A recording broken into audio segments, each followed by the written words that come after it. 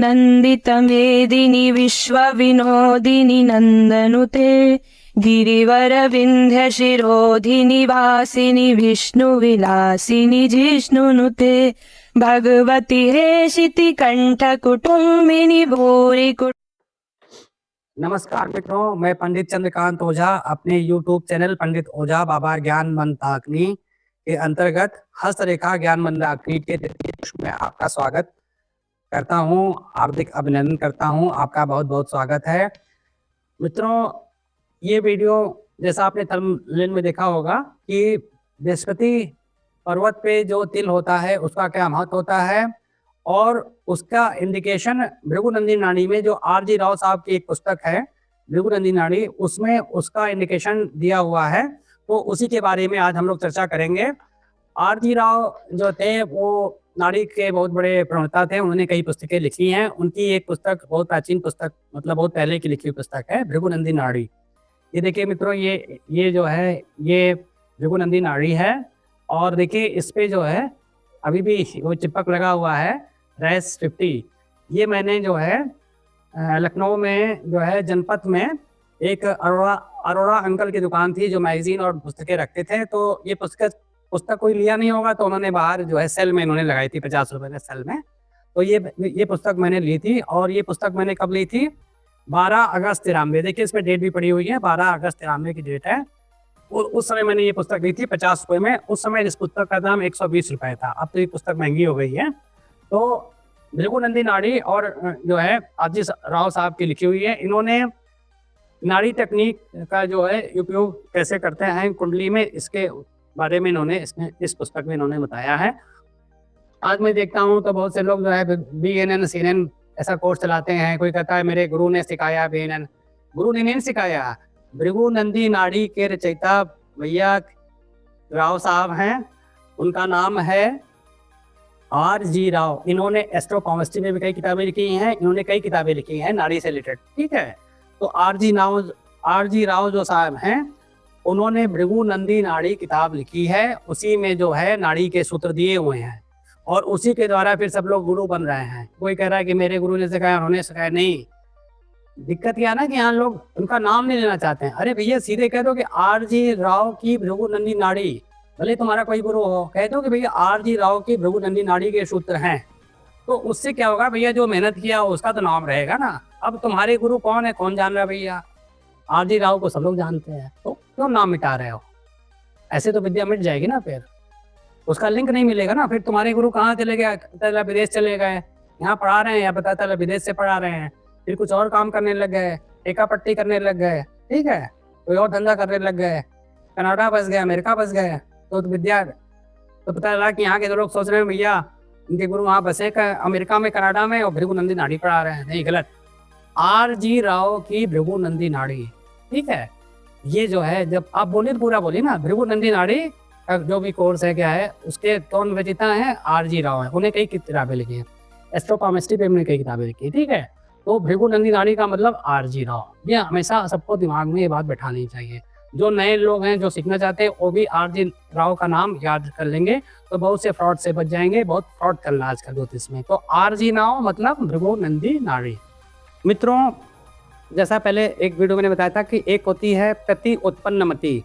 प्रति उत्पन्नमति क्या होती है कि कोई चीज़, दो सिंबॉलिक चीज़ें होती हैं, तो अगर एक चीज़ें हैं तो दूसरी के बारे में आप उसको अपने तर्क के द्वारा उसको जोड़ लीजिए, तो यही प्रति उत्पन्नमति होती है। तो भृगुनंदी नाड़ी में, इस किताब में भृगुनंदी नाड़ी में एक बहुत ही इम्पोर्टेंट सूत्र दिया हुआ है।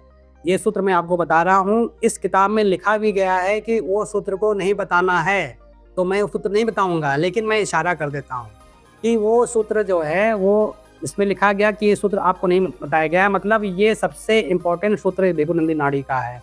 तो उसी के ऊपर ये बेस है हमारा आज का ये वीडियो कि बृहस्पति पर्वत जो होता है उस पे तिल का महत्व क्या होता है। तिल जो होता है वो राहु होता है, और अगर बृहस्पति पे अगर तिल होता है तो वो क्या क्या चीज़ें आपके जीवन में लाता है, क्या परेशानियाँ लाता है, पूर्व जन्म से उसका क्या संबंध होता है, वो सब मैं इस वीडियो में आपको आगे। देखिए, बृहस्पति पर्वत पे जो तिल होता है उसका मतलब होता है कि कहीं पर आपका जो बृहस्पति है कुंडली में वो राहु से पीड़ित है। तो राहु देखिए एक पूर्व जन्म का कारक होता है, बृहस्पति देवता कारण का कारक होता है, बृहस्पति पीपल वृक्ष का कारक होता है, मंदिर का कारक होता है, ब्राह्मण जातियों में ब्राह्मण मतलब या वो जातियां जो मंदिर की सेवा करती हैं उनसे रिलेटेड जो होती हैं उनका कारक होता है, कोई भी पुण्य का काम होता है उसका कारक होता है, देवस्थान का कारक होता है, ठीक है। और सबसे महत्वपूर्ण बात है कि पीपल वृक्ष का कारक होता है। तो अगर राहु और बृहस्पति का कॉम्बिनेशन है तो ये इसमें कोई ऐसा दोष है, कोई ऐसा विकार है जो आपके जीवन में उसका प्रभाव आ रहा है, उसी पे हम लोग ये चर्चा करने जा रहे हैं। ये एक उदाहरण से मैं इसके बताना चाहता हूँ कि इसका क्या मतलब परिणाम होता है बृहस्पति और राहु का, और तिल का क्या महत्व होता है। बृहस्पति पर्व में जो तिल होता है उसका क्या महत्व होता है उसके बारे में आपको बता रहा हूँ कि ये बहुत पुरानी बात है, करीब 98-99 या 2000 उसी के आसपास की बात है। एक परिचित के द्वारा मैं एक ज्योतिषी से मिलने गया था, वो कुंडली का मिलान था कि भाई गुण कम मिल रहा है, अधिक मिल रहा है, इस विषय पर चर्चा करनी थी कि भाई कम गुण पे भी विवाह हो सकता है कि नहीं हो सकता है।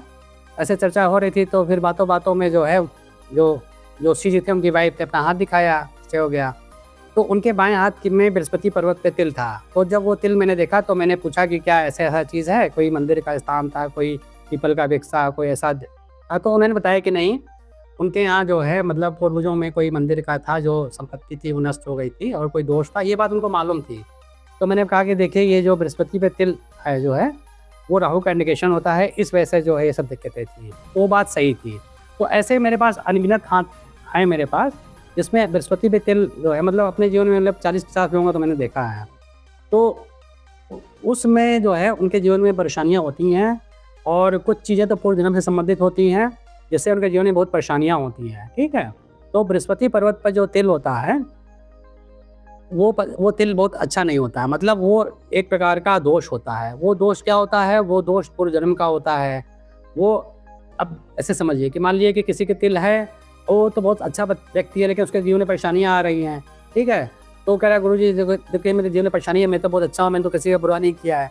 तिल है तो मैंने क्या है, तुमने नहीं किया है, लेकिन जो तुम्हारे पूर्वजों ने किया है तो पता चलता बात। एक बार जो है मैं ऐसे ही पूछ रहा था, एक आए सज्जन तो उनके हाथ में तिल था, मैं पूछता गया तो कुछ निकल नहीं रहा था। फिर मैंने कहा और पीछे तो ऐसे करते तो उनके 2-3 पीढ़ी पहले जब रहे होंगे अंग्रेजों के समय, तो उन्होंने किसी मतलब ब्राह्मण किया कोई देवस्थान की भूमि को उन्होंने अपने कब्जे में ले लिया था। वो भूमि का उपयोग वो लोग करते थे, उनके बाप दादा किए, फिर ये किए, फिर इनके बाप दादा किए। तो ऐसे वो पीढ़ी दर पीढ़ी वो दोष आता चला गया। तो वो दोष तिल के रूप में था, इससे उनके जीवन में परेशानियाँ थी। तो ऐसा नहीं है कि आपने कुछ नहीं किया, लेकिन आपके पूर्वजों ने किया है, तो वो अगर आप उस संपत्ति का उपयोग कर रहे हैं तो दोष आता है। तो वो दोष इसी रूप में आता है, ठीक है। तो और कोई लोग कहते हैं कि गुरुजी जो है मेरे घर के पास पीपल का पेड़ है, मेरे पूर्वजों ने उसको कटवा दिया था, बहुत पुराना पेड़ था, तो उसका भी दोष आता है। तो 1-2 पीढ़ी बाद से वो चीज़ आती है, तो वो भी तिल होता है। मान ली किसी ने पीपल का वृक्ष को कटवा दिया है, या मान ली कोई ऐसी भूमि थी जो देवस्थान की थी, मंदिर की थी, आपने कब्जा कर ली, आपके पूर्वजों ने कब्जा कर ली है, तो भी वो चीज़ें आ जाती हैं। तो उसका क्या होता है कि वो तिल के रूप में आता है, और उसका एक उपाय मैं आपको बता देता हूँ, ठीक है, आगे चल के बताऊँगा। तो इस प्रकार से वो दोष होता है। और इसमें भी और भी चीज़ें होती हैं कि जैसे कि किसी की भूमि को हड़प लेना, खास करके किसी ब्राह्मण की या पुजारी की भूमि को हड़प लेना, मंदिर की भूमि को हड़प लेना, ठीक है। तो ऐसे कई पीढ़ी से पूर्वजों से वो चीज़ें आती हैं जिससे वो दोष उनके जीवन में रहता है, और वो ये दोष बहुत ही खतरनाक होता है, मतलब बहुत भयानक होता है। इस दोष में बहुत ही मतलब उसका आदमी जिसमें ये दोष होता है उसका जीवन बहुत ही खराब हो जाता है। कभी कभी ये दोष जो होता है वो पूर्वजों के मतलब जैसे मैंने कहा पूर्वजों का भी दिखाता है, और कभी कभी क्या होता है कि मान लीजिए कि आपके पूर्वजों ने किसी ब्राह्मण को या पुजारी को उसका डेथ कर दिया हो, उसकी हत्या कर दी हो, तो भी ये दोष आ जाता है। तो वो दोष करता नहीं है, तो भाई जो भी संपत्ति का उपयोग करेगा तो उसको दोष लगता है, किसी न किसी रूप में लगता है, ठीक है। और कभी कभी ये कुल देवी देवता का भी होता है, भाई कोई ऐसे स्थान में जहाँ किसी की कुल देवी देवता रहे हों, उसको जो है आपने नष्ट कर दिया हो तो भी ये दोष आ जाता है। मतलब वो कि भाई किसी की देवी देवता को आप नष्ट करेंगे तो दोष आ जाएगा। तो इस प्रकार से जो है ये दोष काम करता है, ठीक है मित्रों। अब मैं आपको एक वास्तविक जीवनी घटना बताने जा रहा हूँ कि मतलब ये जो तिल है उसका क्या महत्व है और कैसे मैंने इस पर काफ़ी खोजबीन किया है, तो ये वीडियो आपके लिए बनाया है। तो मेरे बहुत पुरानी बात है, मेरे एक जानने वाले थे, तो उनके हाथ में ये तिल था और उनके कुंडली में भी बृहस्पति और राहु का योग था। कभी कभी बृहस्पति राहु का योग होता है तो तिल होता है और कभी नहीं भी होता है, लेकिन कुछ तो प्रभाव रहता है।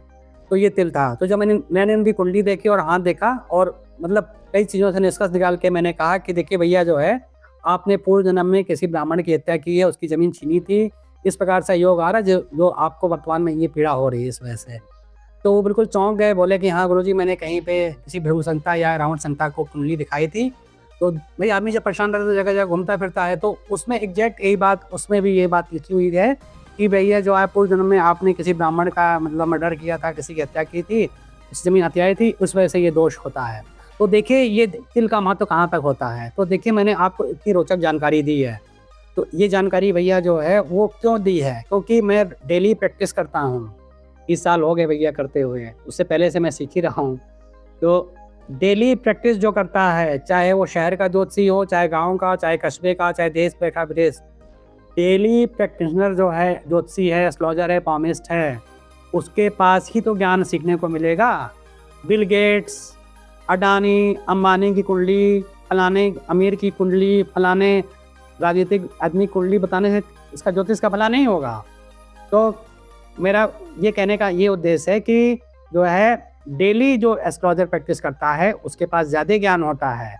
बनस्पत जो लोग अडानी, अंबानी, बिल गेट्स चिल्लाते रहते हैं ना, वो इसलिए चिल्लाते हैं क्योंकि वो जान रहे हैं कि आप नहीं बन पाएंगे, तो इसलिए आपको बेवकूफ़ बनाते हैं। तो ऐसे लोगों से सावधान रहिए।